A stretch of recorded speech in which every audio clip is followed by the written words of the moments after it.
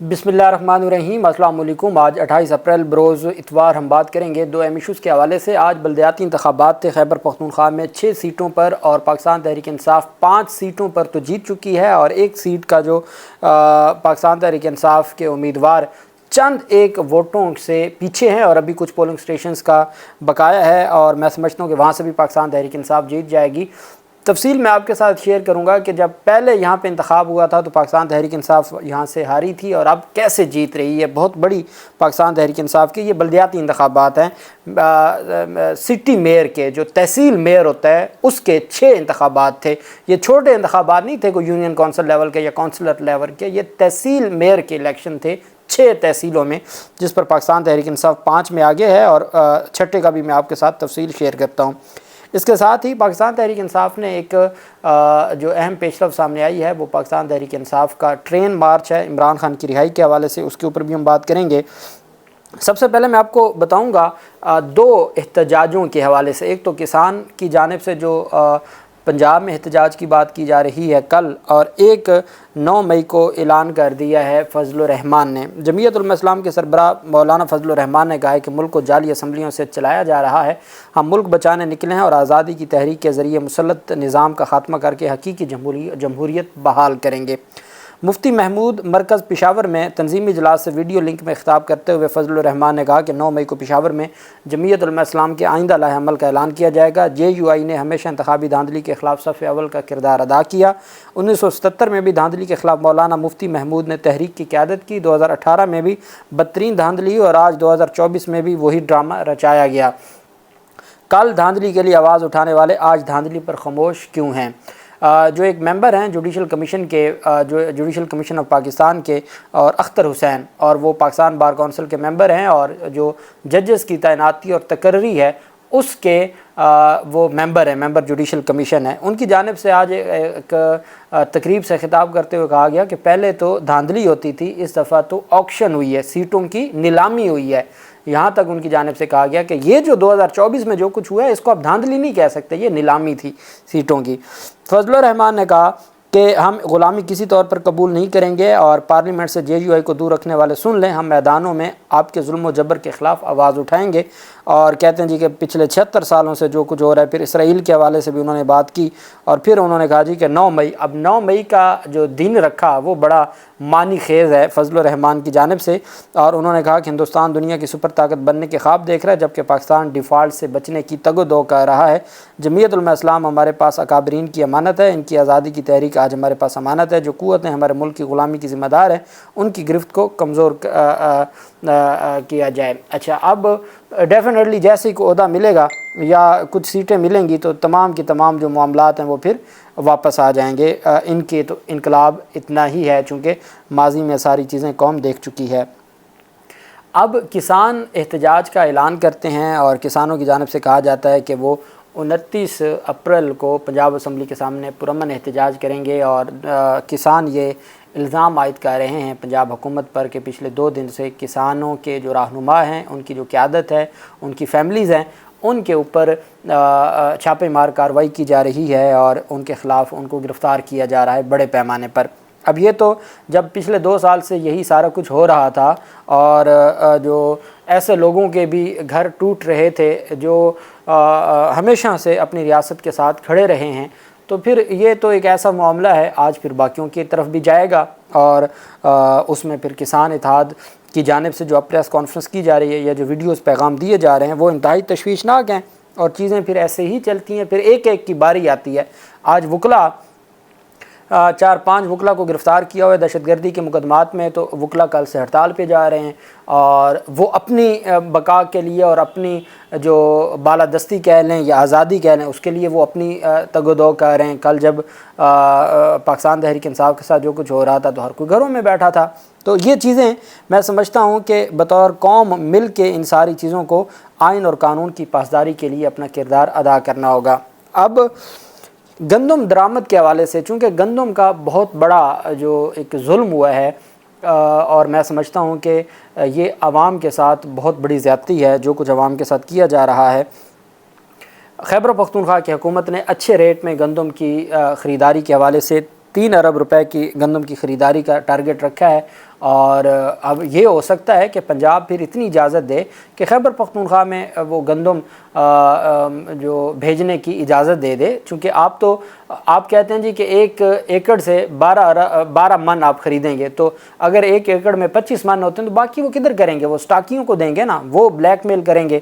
ایک تو بارشوں نے کسان کو اتنا پریشان کر دیا ہے کہ فصلیں بہت بڑی تعداد میں فصلیں تباہ ہو چکی ہیں، ژالہ باری ہے، بارشیں ہیں، ہوائیں ہیں، فصلیں لیٹ گئی ہیں، بہت نقصان ہوا ہے۔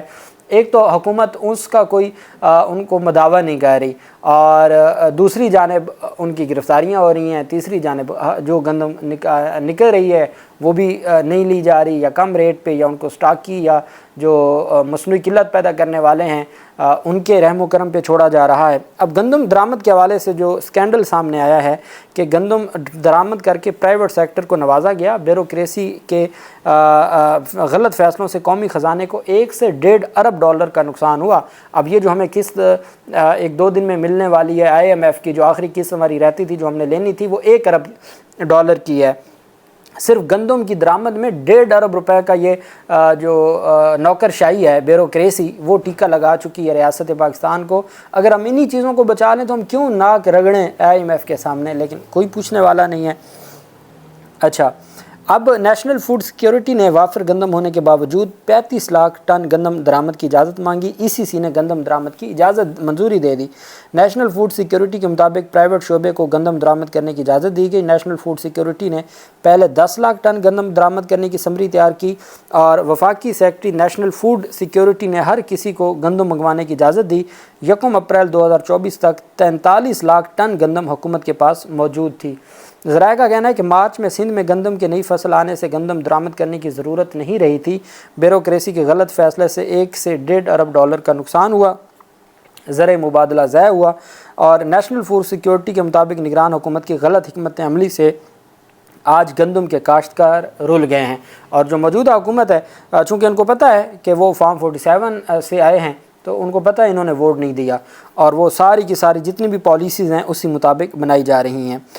دوسری جانب اسحاق ڈار کو نائب وزیر اعظم مقرر کر دیا گیا ہے۔ نائب وزیر اعظم کی پوسٹ نہ آئین میں ہے، نہ کوئی رولز آف دی بزنس میں کہیں بھی نہیں ہے، لیکن ان کو جو نائب وزیر اعظم مقرر کیا گیا ہے، ڈپٹی پرائم منسٹر مقرر کیا گیا ہے۔ اور کسی صحافی نے تو طنزاً یا مزاحاً کہا کہ چونکہ وہ سعودی عرب کے دورے پہ گئے ہوئے ہیں، تو جی سعودی عرب کے دورے پہ چونکہ گئے ہیں تو اس وجہ سے ان کو خطرہ ہے کہ کہیں محسن نقوی نہ قبضہ کر لے پوری حکومت پہ، تو اس وجہ سے ایسا کچھ کہتے ہیں جی کہ انقلابی اب جو سیاست شروع کرنے کے لیے یہ سارا کچھ کیا جا رہا ہے، اور اس وجہ سے یہ کوئی انقلاب آ رہا ہے، اس طرح کی باتیں بھی کی جا رہی ہیں۔ اور مجھے یہ لگتا ہے کہ پاکستان تحریک انصاف صرف اپنا جو مینڈیٹ چوری کی واپسی کا بیانیہ ہے، صرف اس عرصے پہ کچھ اسی نقطے پہ اور بیانیے پہ کچھ عرصہ مزید ڈٹ گئی نا، تو صرف 1-2 ماہ رہ گئے ہیں، مشکل وقت گزر چکا ہے۔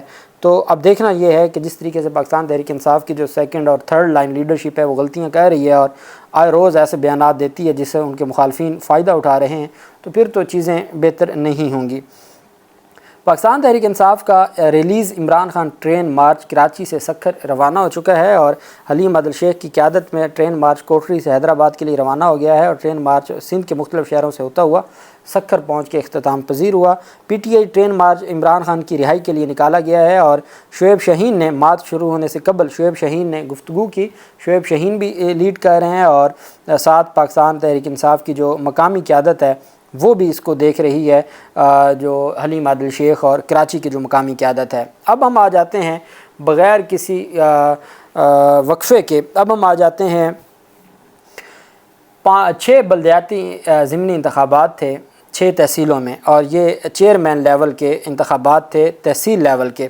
اس میں پاکستان تحریک انصاف کو جو بڑی کامیابی ملی ہے، اب یہ جو 6 تحصیلیں ہیں، پاکستان تحریک انصاف لاسٹ ٹائم جب 2021 میں بلدیاتی انتخابات ہوئے تھے، جب وفاق میں بھی PTI کی حکومت تھی اور پاکستان تحریک انصاف ہی کی حکومت تھی، خیبر پختونخوا میں بھی، تو 6 میں سے 2 سیٹیں جیتی تھی، 4 ہار گئی تھی پاکستان تحریک انصاف۔ جن 6 پر اب ضمنی انتخاب ہوئے اس میں سے 4 پاکستان تحریک انصاف ہاری ہوئی تھی اور صرف 2 جیتی ہوئی تھی۔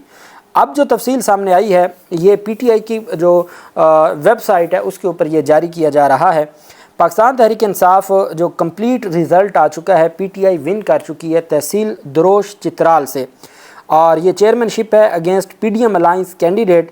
کمپلیٹ رزلٹ یہ ہے کہ پاکستان تحریک انصاف 10,902 ووٹوں سے جیت چکی ہے، جبکہ پاکستان تحریک انصاف کے امیدوار نے 10,902 ووٹ لیے ہیں، جبکہ 5 پارٹی الائنس نے 8,312 ووٹ لیے ہیں۔ 2500 کی لیڈ سے پاکستان تحریک انصاف جیتی ہے، اور پچھلی دفعہ پاکستان تحریک انصاف 100 ووٹوں سے یہ سیٹ جو ہے وہ ہاری تھی، اور اس دفعہ 2500 ووٹوں سے یہ سیٹ جیتی ہے پاکستان تحریک انصاف۔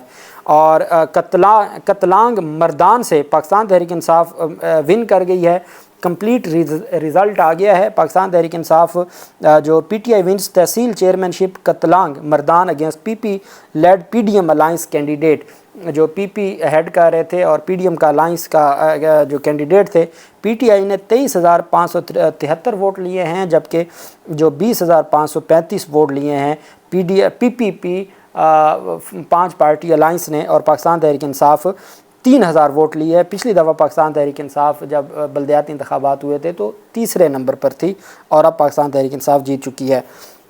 اسی طریقے سے جو تحصیل بلام بٹ ہے اپر دیر کی، بلام بٹ اپر دیر، اس میں پاکستان تحریک انصاف کے 99 پولنگ اسٹیشن میں سے اب تک 96 کا رزلٹ آ چکا ہے، جس میں پاکستان تحریک انصاف 20,503 ووٹ حاصل کر چکی ہے، اور جماعت اسلامی 15,904۔ تو پاکستان تحریک انصاف اس میں بھی تقریباً 5,000 ووٹوں کی لیڈ سے جیت چکی ہے، اور اس میں بھی جو جے آئی کا کینڈیڈیٹ تھا وہ تمام اپوزیشن اس کے ساتھ تھی۔ اسی طریقے سے جو پاکستان تحریک انصاف کا جو اب تک رزلٹ سامنے آئے تحصیل میئر بائی الیکشنز تحصیل تنگی چارسدہ سے، اس میں 183 پولنگ اسٹیشنز میں سے 160 کا رزلٹ آ گیا ہے۔ اس میں پاکستان تحریک انصاف 12,360 ووٹ، جبکہ جو 10,711 ووٹ ہیں باقی جو انڈیپینڈنٹ کینڈیڈیٹس ہیں اور جو مختلف جماعتیں ہیں ان کا، تو پاکستان تحریک انصاف یہاں بھی جیت رہی ہے۔ اور اسی طریقے سے جو باقی نتائج ہیں اس کے حوالے سے پاکستان تحریک انصاف کا یہ ماننا ہے، ایک ڈیرہ اسماعیل خان کی جو درابان ہے، جو دروش چترال، پاکستان تحریک انصاف جیت گئی۔ تنگی چارسدہ سے پاکستان تحریک انصاف لیڈ کر رہی ہے۔ بلام بٹ دیر سے پاکستان تحریک انصاف جیت گئی ہے۔ کوہستان سے پی ٹی آئی جیت گئی ہے، مردان سے جیت گئی ہے۔ ایک ڈی آئی خیاہن میں پی پی کے جو تھے پاکستان پیپلز پارٹی کے، وہ کوئی چند 100 ووٹوں سے 200 کے 300 ووٹوں سے آگے تھے، اور ابھی اس میں پولنگ اسٹیشنز کافی رہتے ہیں، تو وہ بھی یا تو پاکستان تحریک انصاف اگر ہاری بھی تو چند ووٹوں سے ہارے گی، نہیں تو اس سے بھی جیتنے کی کبھی امید ہے۔